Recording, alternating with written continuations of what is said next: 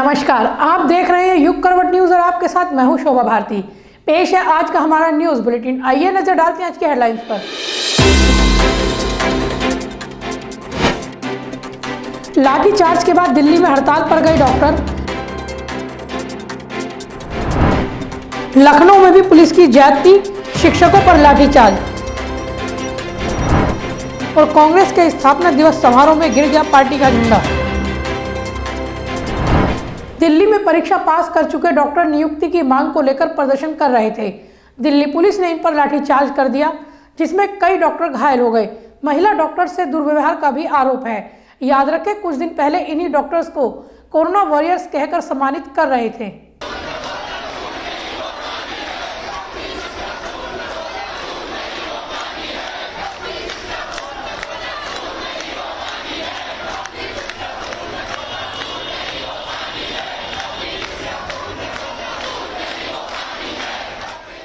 ये दिल्ली के वो डॉक्टर हैं जिन्हें कुछ समय पहले खुद प्रधानमंत्री ने वॉरियर्स की उपाधि दी थी। इनके लिए फूल बरसाए गए थे, बड़े बड़े सम्मान दिए गए थे, मगर अब इन्हें लाठी मिल रही है। कभी कोरोना वॉरियर्स कहे गए इन डॉक्टर्स पर लाठी बरसाई अमित शाह की पुलिस ने, क्योंकि दिल्ली पुलिस केंद्रीय गृह विभाग के अंतर्गत ही आती है।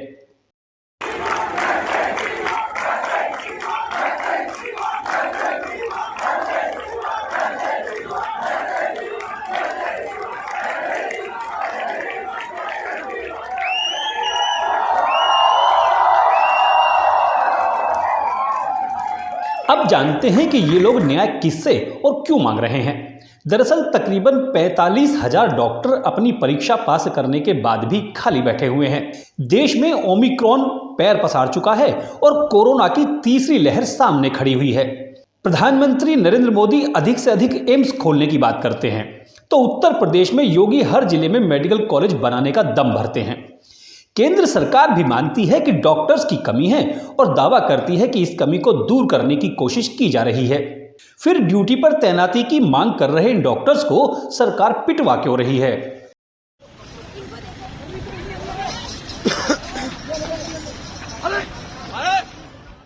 ये देखिए दिल्ली पुलिस की ज्यादती, कैसे पुरुष पुलिसकर्मी महिला डॉक्टर को खींच कर ले जा रहे हैं।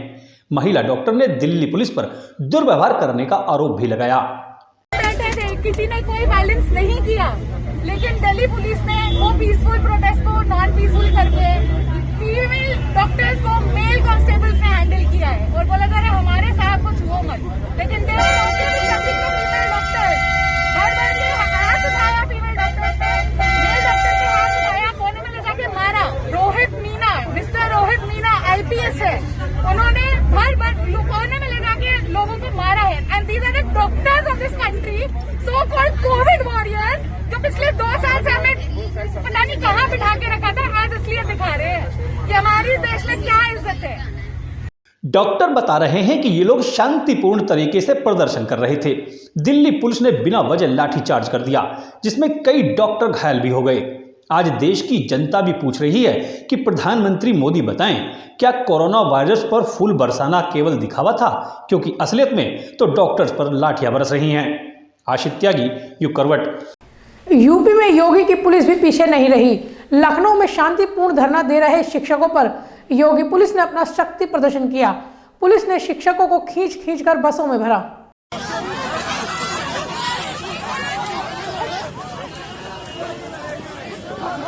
दिल्ली में डॉक्टर पिटे तो लखनऊ में शिक्षकों पर योगी पुलिस की मार पड़ी। 22,000 रिक्त पदों को भरने की मांग पर लगभग 6 महीने से शिक्षक आंदोलन कर रहे हैं। इन्होंने चिलचिलाती गर्मी, बरसात सड़क पर झेली है। अब सर्दी में भी कोई पानी की टंकी पर चढ़ा हुआ है और कोई फुटपाथ पर बैठा है। बीते 3 महीने में कई बार पुलिस की लाठी खाई है। अब विधानसभा पर शांतिपूर्ण धरना दे रहे थे तो फिर से योगी की पुलिस ने अपना शक्ति प्रदर्शन किया और इन पर लाठी चला दी। पुलिस इनको खींचकर धरना स्थल से ले गई और बसों में ठूस दिया।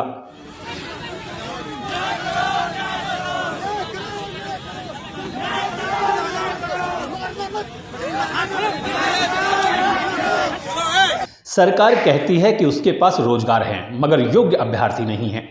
ये लोग भी परीक्षा पास कर चुके हैं, मतलब ये योग्य हैं, तो योगी सरकार इन पर लाठी क्यों चला रही है? सुनिए महिला शिक्षक की दर्द भरी आप बीती। इसलिए अब हम लोग को पढ़ाया लिखाया जा रहा है खाली बस यही नारा लगाने के लिए कि बस बेटी पढ़ाओ बेटी पढ़ाओ। और जब हम लोग को नौकरी देने की बात आती है तो क्या बुझाते हैं, सुनते नहीं हम लोगों की बातें। इतनी बार वहाँ पर किया गया, हर जगह बार बार हमको क्या बार अपनी बातें कहना चाहते, सुनते ही नहीं है। हमारी यही मांग है कि योगी जी आए और हमारी बातें सुने करके, या हमारे में से 5 लोगों की बुलाए अपने पास ताकि हम लोग आपने देख ही लिया, मीडिया से बात करते समय भी पुलिस जबरन इनको उठाने लगी। देखिए कैसे योगी की पुलिस के आगे बेबस बेटियां हाथ जोड़ रही हैं। अंदर हो जाइए। ज़्यादा बहुत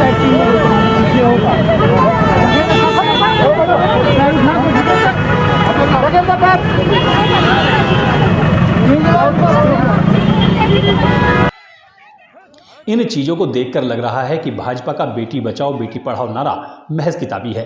योगी सरकार के दावे भी दिखावी हैं। आशित त्यागी, युग करवट। कांग्रेस के राष्ट्रीय कार्यालय में पार्टी का स्थापना दिवस मनाया जा रहा था। पार्टी अध्यक्ष सोनिया गांधी झंडा फहराने का प्रयास कर रही थी कि तभी झंडा उनके हाथों पर गिर पड़ा। हर कोई इसे देखकर चौंक उठा।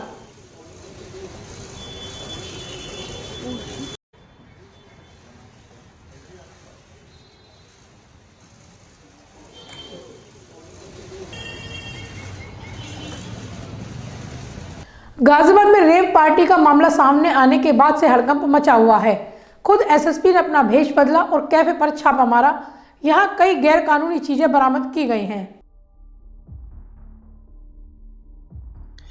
गाजियाबाद पुलिस की कार्यशैली को परखने के लिए एसएसपी पवन कुमार ने बीती रात अपना रूप बदलकर इंदिरापुरम थाना पुलिस की नाक के नीचे अहिंसा खंड में किंग कैफे के नाम से चल रहे अय्याशी के अड्डे पर छापा मारा। उनकी इस छापामार नीति से अधिकारी भी चौंक गए। बता दें कि एसएसपी पवन कुमार द्वारा मारे गए छापे की खबर इंदिरापुरम थाना पुलिस को भी काफ़ी देर से मिली। एसएसपी द्वारा की गई छापेमार कार्रवाई की सूचना के बाद इंदिरापुरम थाना पुलिस में हड़कंप मच गया। छापे के दौरान किंग कैफे से शराब, कबाब, अनेक हुक्के और अय्याशी का व नशे का दूसरा सामान भी बरामद हुआ। इस दौरान किंग कैफे के संचालक समेत 1 दर्जन से अधिक लोग हिरासत में लिए गए। आरोप तो यह भी है कि एसएसपी ने जिस हुक्का बार पर छापा मारा उसका संचालन कुछ असरदार लोगों और स्थानीय पुलिस के संरक्षण में हो रहा था।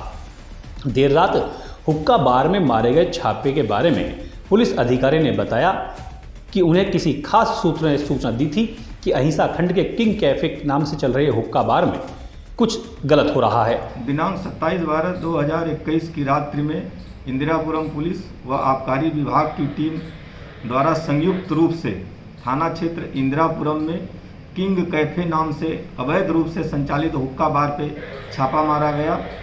तो वहाँ करीब 20 बोतल देसी विदेशी ब्रांड की शराब व 250 बोतल बियर, करीब 29 हुक्के तथा अन्य नशे की अवैध सामग्रियां बरामद हुई।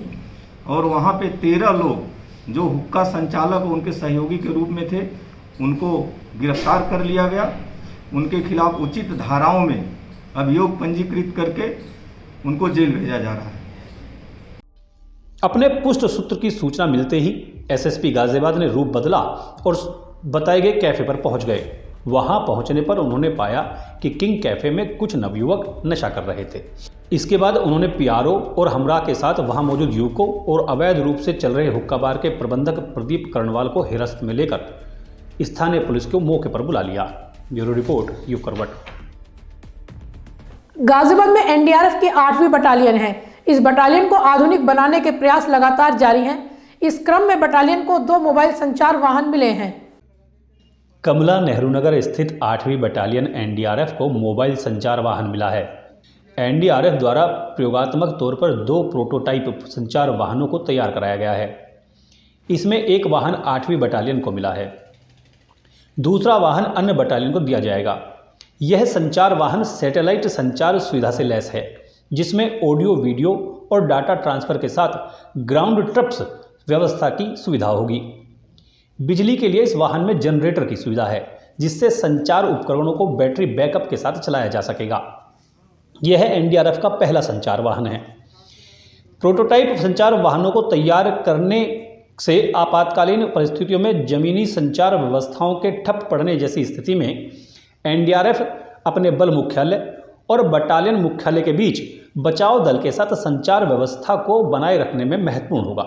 इसके साथ ही परिस्थिति के अनुसार एनडीआरएफ खोज और बचाव ऑपरेशन के दौरान रणनीति बनाने और बदलाव के लिए महत्वपूर्ण काम कर सकती है। ब्यूरो रिपोर्ट, युग करवट। प्रांतीय चिकित्सा सेवा संघ का चुनाव गाजियाबाद के संयुक्त जिला अस्पताल में हुआ। इसमें तकरीबन 200 मतदाताओं ने हिस्सा लिया। चुनाव अध्यक्ष और सचिव पद के लिए हुआ। मंगलवार को जिला संयुक्त अस्पताल में प्रांतीय चिकित्सा सेवा संघ की गाजियाबाद इकाई का चुनाव शुरू हुआ। जिला इकाई में 4 पदों पर प्रत्याशियों को निर्विरोध चुना गया। अध्यक्ष और सचिव पद पर मतदान किया गया। अध्यक्ष पद के लिए डॉक्टर विश्राम सिंह और डॉक्टर ए.के. दीक्षित के बीच मुकाबला है, तो सचिव पद के लिए डॉक्टर प्रदीप, डॉक्टर सुशील सिद्धार्थ और डॉक्टर भारत भूषण के बीच चुनाव है। आज प्रांतीय चिकित्सा सेवा संघ के इलेक्शन है, जिसमें 2 पदों के लिए इलेक्शन होना है। बाकी सब पदों के लिए निर्विरोध निर्वाचित हो गए हैं कैंडिडेट। अब जिन पदों के लिए इलेक्शन हो रहा है उसमें प्रेसिडेंट में डॉक्टर विश्राम सिंह और doctor AK. Dikshit skin specialist MMG hospital से खड़े हैं। दूसरा सचिव पद के लिए 3 लोग खड़े हैं, जिसमें मैं डॉक्टर प्रदीप यादव और दूसरे डॉक्टर सुशील सिद्धार्थ और डॉक्टर भारत भूषण। अभी 5 बजे तक वोटिंग होगी, उसके बाद परिणाम घोषित कर दिए जाएंगे। चुनाव के लिए करीब 200 डॉक्टर जिले में हैं, जिन्होंने मतदान कर अध्यक्ष और सचिव पद का फैसला किया। वाइस प्रेसिडेंट पर doctor GP Mathuria, doctor AK. Vishwakarma और डॉक्टर संगीता गोयल को निर्विरोध चुना गया। कोषाध्यक्ष पद के लिए डॉक्टर अर्चना सिंह और मेंबर ऑफ सेंट्रल एग्जीक्यूटिव पद पर डॉक्टर आर.के. सिंह गुप्ता को निर्विरोध चुना गया। ब्यूरो रिपोर्ट, युग करवट। गाजियाबाद में भी कांग्रेस ने अपना स्थापना दिवस मनाया। जिला कार्यालय पर समारोह का आयोजन किया गया। कांग्रेस कार्यकर्ताओं ने पार्टी का ध्वज फहराया और सलामी भी दी।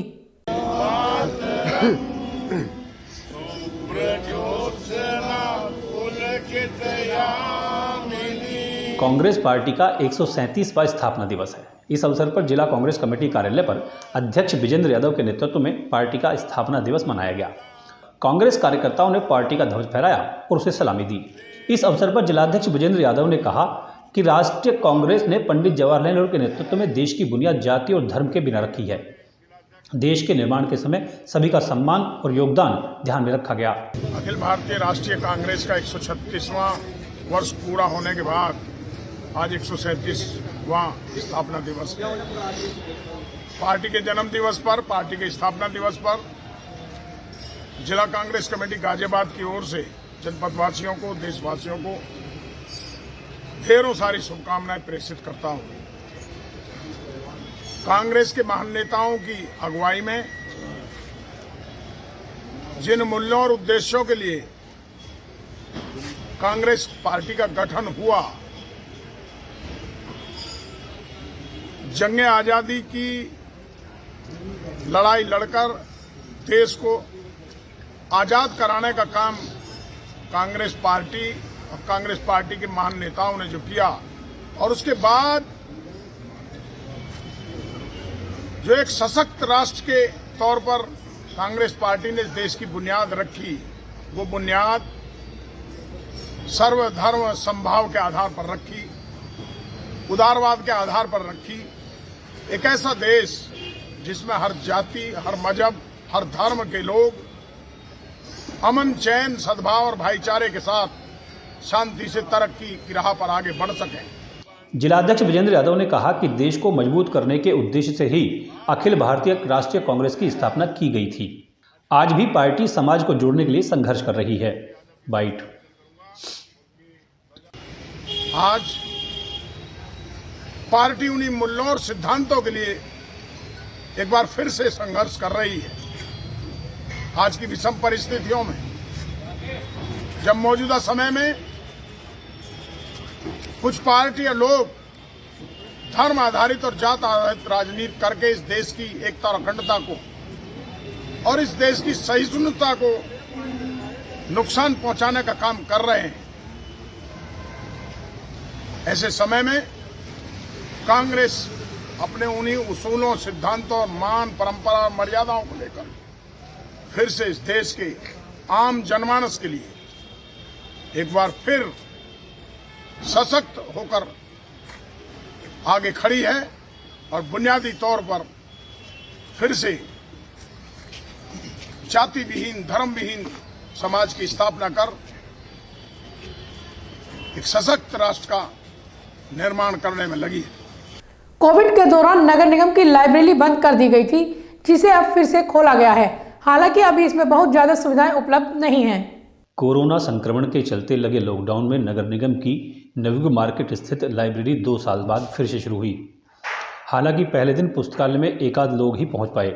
इस लाइब्रेरी में बहुत अधिक संख्या में किताबें उपलब्ध न होने से प्रतियोगी परीक्षा की तैयारी करने वाले छात्र नहीं पहुंच पाते। अधिकतर लोग इस लाइब्रेरी में विभिन्न समाचार पत्रों को पढ़ने के लिए आते हैं। 2 साल से कोरोना के चलते लाइब्रेरी बंद होने से स्थानीय लोगों को दिक्कत हो रही थी, क्योंकि इस लाइब्रेरी का अधिकतम इस्तेमाल स्थानीय बुजुर्ग लोग करते हैं। ऐसे में लाइब्रेरी खुलने से सीनियर सिटीजन ने बड़ी राहत की सांस ली है। संबंधित अधिकारियों का कहना है कि जल्द ही लाइब्रेरी में पुस्तक रखी जाएंगी और प्रतियोगी परीक्षा की किताबें भी रखी जाएंगी, ताकि अधिक से अधिक छात्र इसका लाभ उठा सकें। ब्यूरो रिपोर्ट, युग करवट। तो फिलहाल आज के लिए इतना ही। गाजियाबाद और आसपास की खबरों के लिए देखते रहिए युग करवट और विस्तार से खबरों को जानने के लिए पढ़िए युग करवट न्यूज़पेपर। सब्सक्राइब कीजिए युग करवट। नमस्कार।